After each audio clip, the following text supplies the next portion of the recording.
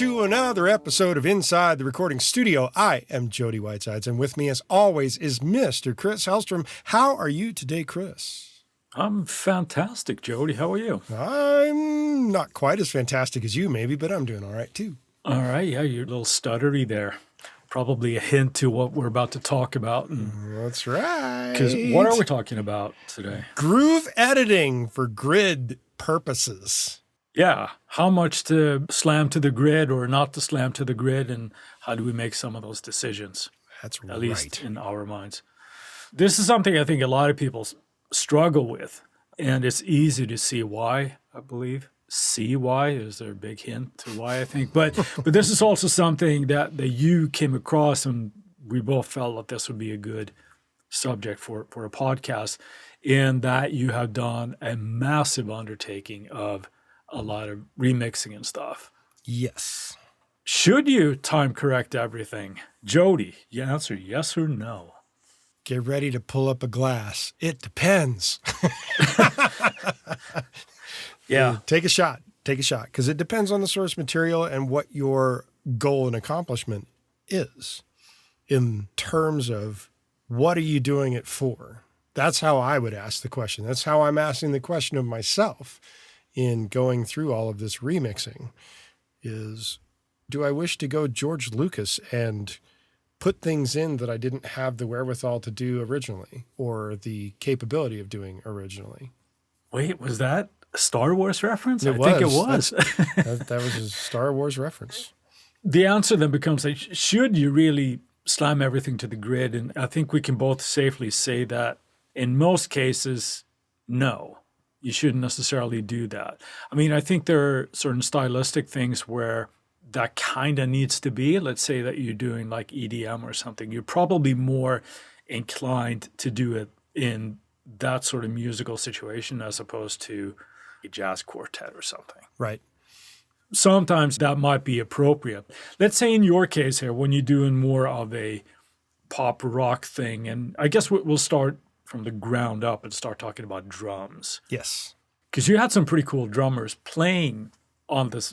Well, I've had quite a few good drummers across all the albums of things that I have done, which has been a fortunate reality for me. It's awesome that you can be friends with somebody and be able to go into the studio and make sure that not only do they sound good when they're doing it, or at least you're hoping everything's sounding good. You do the best with what you got. You do the best with what you got at the Yeah. time, yes. The drummers that I played with the exception of one, didn't really have a problem so much with timing, which is great. That doesn't mean little slip-ups don't occur, because they're human, as are we. And if you're human, it's extremely hard to be perfectly on the grid without any faltering in the playing. Yeah, this is a relatively new phenomenon, obviously, with the advent of recording to a DAW. Which and is with really beat detective and time correction in that regard. Sure, because we actually see it and it's visually, oh, look at that, you're a little bit off here. But if you're just listening to it, you wouldn't notice. Sure, you could be playing to a click track and you can notice that it's severely drifting out of time, even if you're not recording into a DAW. But it is something I think more people are concerned with now. Sure. Before a DAW, it would be more like, this drummer has a hard time keeping time or whatever. Mm-hmm. Probably not get called back very often because of it. It's those decisions that we have to make. So when you're, working with the drummer, let's say on this last project, where do you stand there when you're listening to the performance initially? Do you have a mindset of, I'm going to see where it needs to be time corrected? And if so, where and how hard? Or do you just listen and go, that sounds a little bit weird to me. That sounds a little bit off. I'm going to pull that back in time. Well, here's the difficulty that I am setting up in terms of doing this. This last album, which is the last of all the ones that I'm working on, was written using loops. And those loops have certain timing discrepancies in them. I didn't chop them up and time correct them. All the parts were recorded to clicks, and these loops prior to the drummer stepping into a booth and doing the recording. I'm sorry to interrupt you there, Jody, but the loops that you're talking about now, that were written to a loop, were these sort of like drum loops, or were they just more like percussive or other loops that ended up being integral to the arrangement? Mostly drums and percussion. Okay. I don't tend to use musical loops very often. It's no, I meant, but if rare. there was like a keyboard line or something. Right, yeah, was, I don't do that. But these were all rhythmic drummer, drummer-based type things. And whether they were straight up drums or they had some kind of weird sonic quality to them, they were still drum related or rhythmically related. Thus, the drummers that have been used across these projects all had to work on playing to these things, which makes it difficult. Not an easy thing to do, especially if the groove is constantly changing in a sense, with loops changing from one part to another. It makes it a difficult process. In the matter of time and technology at the time they were done, it's more difficult to have done it then than it is now in terms of time correcting the drummers. What time frame are we talking about? When did this album initially get released? 2008, 7, 8, somewhere in that range? Yeah. Okay. So it's not extremely late. It's not extremely early. There was decent technology. It just wasn't where it is now, obviously, almost 20 years later. It's a lot better now than it was then. Part of it is detaching myself from it. Because when I originally did it, it's like, it's not changing ever. And I do remember. You gotta be objective now, right? Yeah, now I can be more objective about it. And one of the songs, which is actually one of my favorites, the groove on it, even if playing it live changed by a quarter of a BPM, made the song completely fall apart to me. And I still believe that with that song, but now at least I can manipulate what the live drums are doing so it doesn't sound as flammy and as loose as I let it be in the original release. I wanted it to be much more tight, and now it's possible to make it that. So when you're working with these tracks now, you said there you got some flamming in the original one. I'm assuming that's in between the live drums and the loops. Right. Yeah. How do you go about fixing that? The obvious thing that I think most people would do, they would, in whatever DAW you're in, mark the beats and just put them straight on the grid. I'm understanding you're not doing that. You're using one as the reference. So are you then manipulating the live drums into, now you're not doing that to the grid, you're doing it to like a groove template in the loop. Is that the way that you're doing it? Or No. Okay. The recordings as done used overhead mics with live cymbals, live hi-hat. The toms, the kick, and the snare were all using electronic kit pieces. Oh, so this is still the V-drums. This is the V-drum setup, but with live cymbals and live hi-hats. Got it. Okay. Which makes it easier and maybe a little harder in that I have a nice stereo spectrum of what those overhead mics picked up. And I can manipulate the snare, the kick, and the toms to be whatever sounds are more appropriate for the songs. Now, at the time, drum libraries were fairly awful, not great. So I used sounds coming out of the V-drums for those particular kit pieces of the toms, the kick, and the snare, which made it easy in terms of like the playback. And of course, in the episode with Charlie Clouser, we had mentioned the fact that the snare was outputting information of where on the snare hood it's hit. The V-drums automatically know that. It's what they do. But drum plugins, not so much, although we now know that Logic Drummer actually reads that information. If it is not the rim shot, it is the snare center hit. It will read that information, which is great. In terms of how that plays out sonically, I originally recorded that left and right as two mono outputs. In the mix, I want to do it as a stereo track rather than dealing with stuff. It also makes it easier to do the editing without phase issues happening if it's a stereo track. So the first thing I'm doing is I'm going through these remixes. I'm actually joining those two mono tracks into a stereo file so that they can be operated on as one. Then I have the output of the loops on another track. And I play just the loops along with just the drums. And I'm using, obviously, the new drum sounds for the kick, snare, and toms. And I'm manipulating those in the context of the song so that I'm choosing better sounding snares, better sounding kicks, and better sounding toms along with the live hits that I have. Now, in the stereo track, you can hear the of the snare hitting on the pad. You can hear that hitting on the tom. You can hear it hitting on the kick. But of course, when it's played together with the actual sound being triggered, you don't hear the that you would hear when you hear just the overheads, which is great. I put all that together and I run that with the loop, and I'm listening for where is it getting out of whack? Because it's very difficult for a human to play like a computer. Some guys can do it fairly well, but they can't do it perfectly. Bless their souls, all of these guys, Christopher Alice, Paul, Donnie, Andy, all these guys were great drummers and super awesome for being willing to play to clicks for one, and two, playing to loops as another. It's not often that drummers are probably asked to do that, and all of these guys were very much willing to do that, which is awesome. But now in doing that with these remixes, some of the stuff that made it feel slightly off in the actual release can now be tweaked.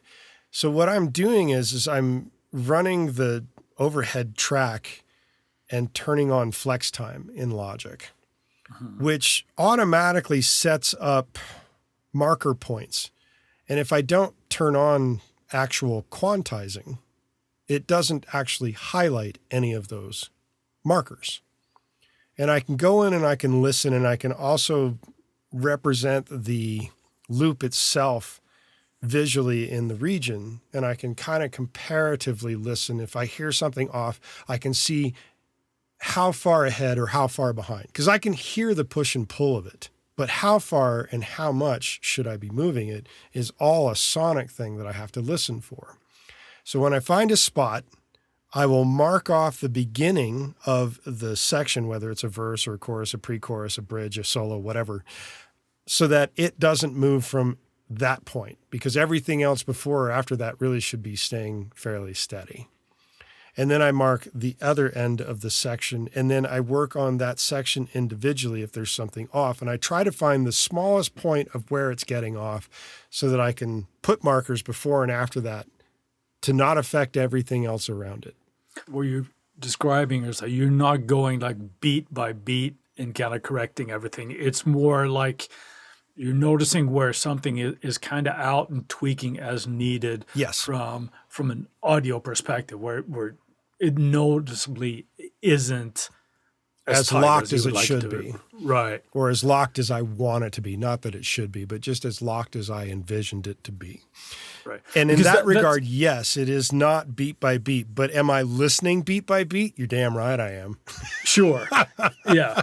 But I mean, here's an issue, and sort of like the topic for this whole episode, I think, is the temptation, I think, is for most people, again, is to just go in and quantize everything.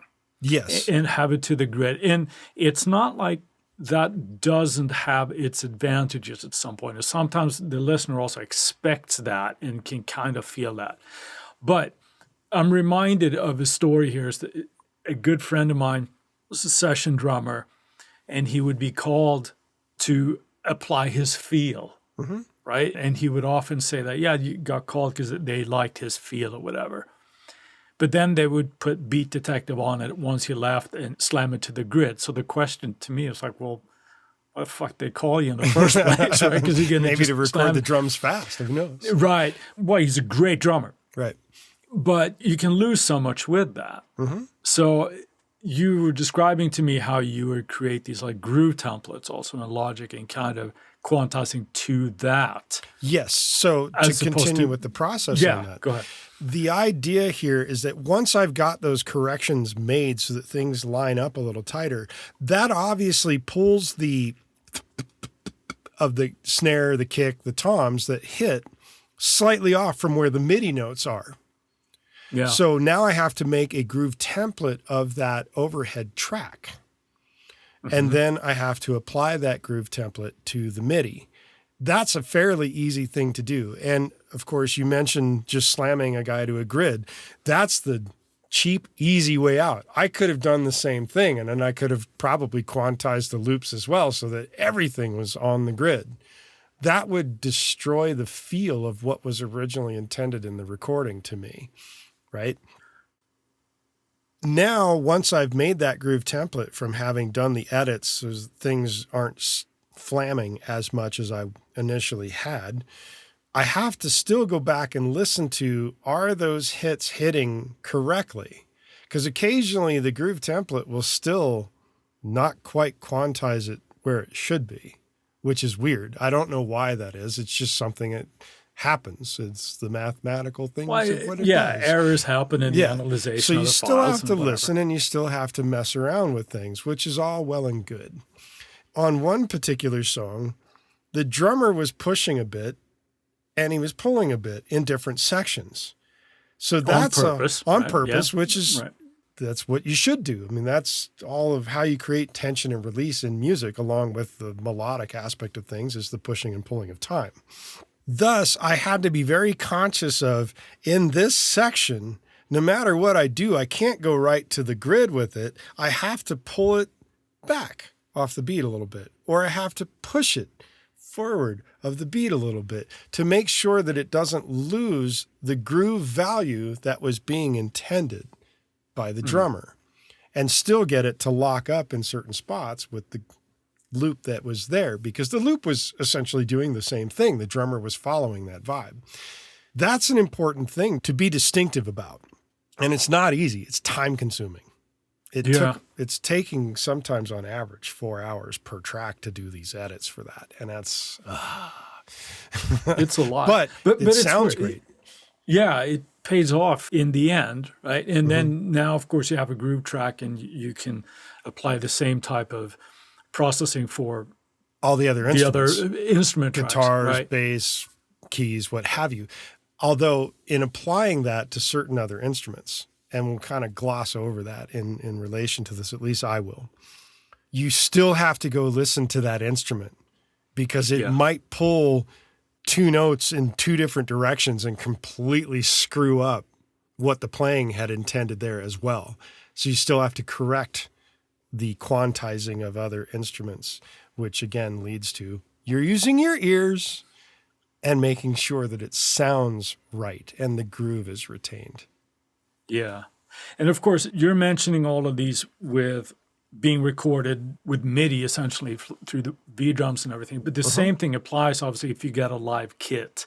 Yeah. Right. So it's just a different problem. But the timing thing is the most important part. When it comes to taking kit pieces and applying to time, let's say that you have, it's not a remixing situation, but you have a drum track performed by live drummer, ideally all separated out on the different kit pieces. Where do you place most of your focus? On what kit pieces do you focus primarily on the time? These should all be phase locked, so you're adjusting everything equally, or you end up with a mess when it comes to phasing. But do you start with just kick and then, or do you focus on the snare? What do you tend to do? I look at the underlying groove. A lot of things these days, obviously 4/4, and a lot of it is kick on 1 and 3, snare on 2 and 4.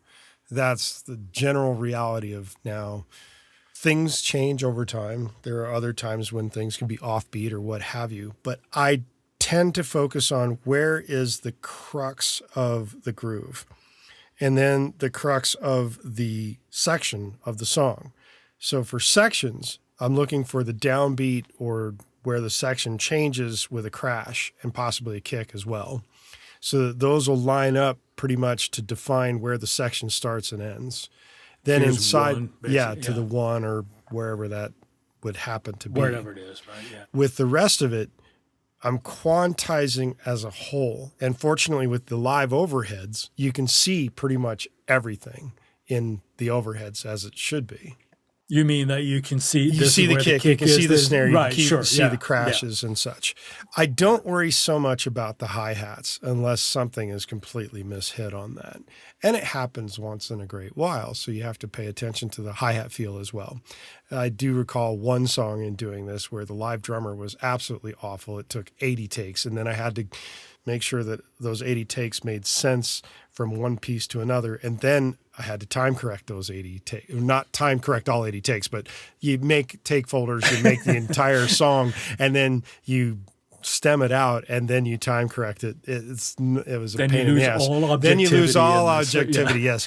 But in doing that drummer was so bad that some of the time corrections in between the hit of his hi-hat or his crash and his actual hit of his kick would cause things to be compressed or expanded so much to get to the proper location of where it needed to be that it caused glitching and weird anomalies in the sound, which then have to be covered up using samples.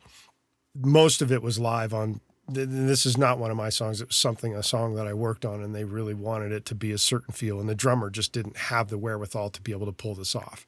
So can you do it? The drummer was? No, no, I don't want to out him. It's not nice. No. But the idea there is that you can do this to get to a point, but if you make timing corrections that are way absurd, you're going to have to figure out ways to get around the artifacts that occur. Now, fortunately for the things that I'm working on, I don't have that issue. They're so slight for most of them that it just feels tighter, and you don't even hear the fact that it's been time corrected in terms of any kind of artifacts or glitching. But the bigger thing at the end of all of this is if it's not a song that's meant to be four on the floor, dance has to be perfect all the time. Don't assume that everything needs to be specifically right on the grid. Yeah. Just don't assume that. Right. Take something as it's an absurd comparison, but it makes the point. It's like, again, at the top, I mentioned like an EDM track compared to like a loose jazz thing. Well, the EDM is probably going to be very, very similar in BPM count at the end of the track as a downbeat of 1. Yeah. The jazz track is not. No. Because it's going to have like, it's going to travel and go somewhere. It's going to speed up. It might slow down. It's going to end up in a completely different place, right? Yes. And as energy builds, it might be as much as like 10 to 15 BPM different, right? And sure, you can program that, but that's hard. It's better to keep the natural feel of the drummer in most cases. So going on the grid there would just ruin things, wouldn't it really? Having said that, though, these examples that you bring up, we need to make the distinction of, is this a drummer that plays with the feel and the push and pull versus just being out of time? Yes, there's a big difference there. And the drummer that I mentioned that I had to correct in absurd amounts, that's just not a good drummer and requires other aspects of things. I've found in my experience when I do this, and let's say that there's some time manipulation going on, okay? I tend to focus primarily on the kick and see where that lines up on the bar. If that starts drifting too much after like 1 or 2 bars, you pull that into time a little bit right there and then, just to kind of retain that feel. Things like hi-hat and stuff should fall into place pretty quickly if you're dealing with live drums and you have that all the way through. But again, I don't go like super anal and try to time correct every hi-hat stroke. If it's a part that's flubbed, chances are there's a better take somewhere else in the song that you can just kind of fly that in. I don't go with the grid thing either. I want to touch briefly before we round off today about other instruments as well as we're dealing with this, because you obviously had different instrumentation in this song. We've kind of talked about the percussion, the rhythmic loop type of thing, so I think that is well covered. What about guitars or keys or anything like that?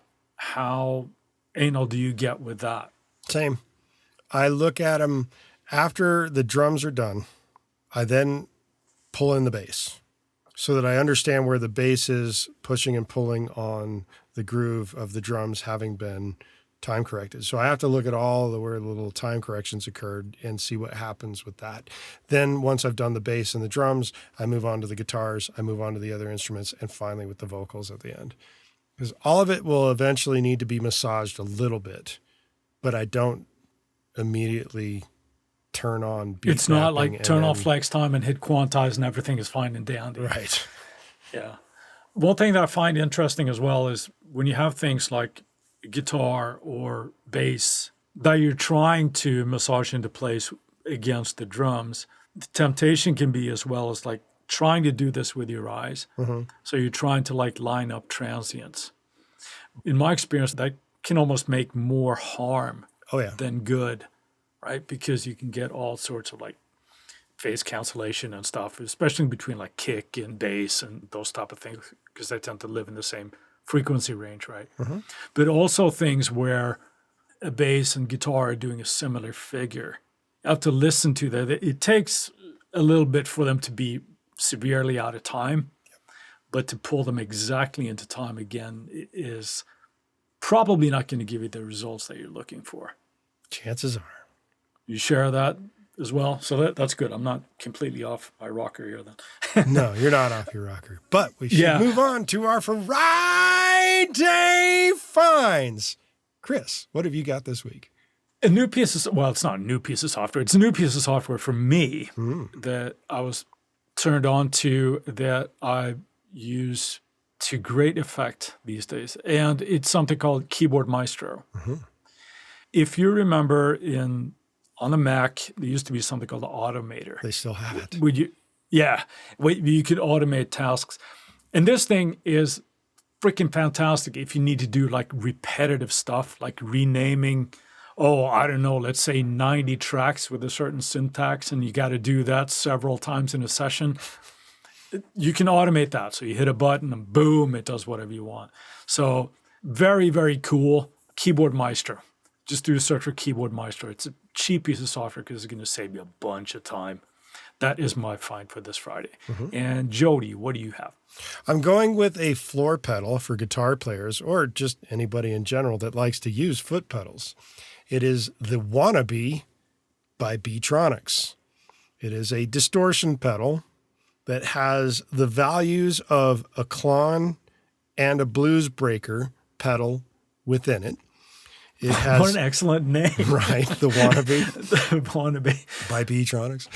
It has 3 knobs for each section, 3 knobs for the Klon, 3 knobs for the blues breaker, and then it has switches in between that allows you to route the signal or mesh the two of them together. So you can start with the input of the blues breaker and go to the tone factor of the Klon to the distortion of something else, or you can do the opposite, or there's a lot of different combinations that you can do. Thus, I'm going with the Wannabe from Beatronics for this week. Nice. While we've got your attention, we ask that you go to InsideTheRecordingStudio.com and sign up for our mailing list. You'll need to be on our email list in order to be eligible for any giveaways, and we'll make sure that you don't miss any future episodes of this insanely cool podcast. Send us an email at goldstar, GOLDSTAR, at InsideTheRecordingStudio.com with the word grid, and you'll get something cool back in your inbox. If you have a topic or suggestion for Chris and I to explain in a future episode, contact us at the contact page and we'll put it into consideration for a future episode. With that, I'll say see you next week. Have a great day, everybody. Thanks for listening.